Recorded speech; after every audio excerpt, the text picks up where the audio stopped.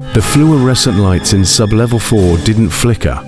They hummed at a frequency that made Elias's teeth ache. He was the Night Watch, a glorified title for the intern tasked with monitoring Subject 714. The lead researchers called the project the Echo Chamber. The goal was to isolate a human mind from all sensory input and use a neural bridge to record the subconscious thoughts that filled the void. Elias stared at the monitor. Subject 714, a volunteer named Marcus, who had stopped speaking 3 weeks ago, sat perfectly still in a tank of saline solution. On the secondary screen, the neural bridge translated Marcus's brainwaves into a visual feed.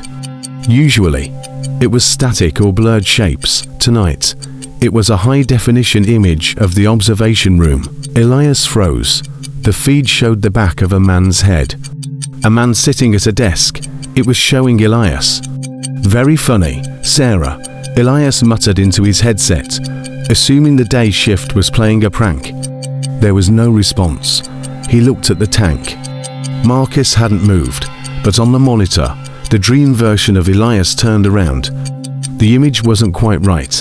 The eyes were missing, just smooth, pale skin where the sockets should be. Then, the audio feed crackled to life. It wasn't Marcus's voice.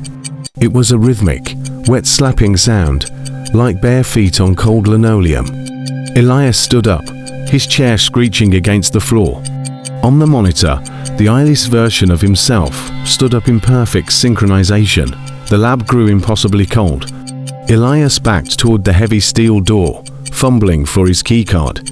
He kept his eyes on the tank. The saline solution was bubbling.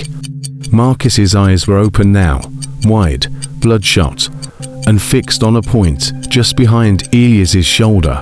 He swiped the card. Access denied. He swiped again. Access denied. The monitor didn't show the room anymore.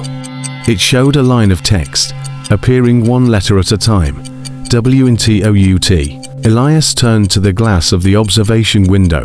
His own reflection didn't have eyes.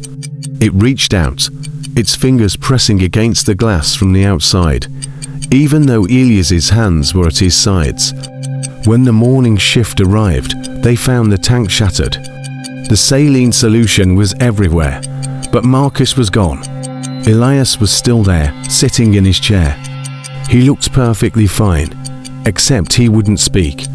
He just stared at the blank monitors with a wide, fixed grin.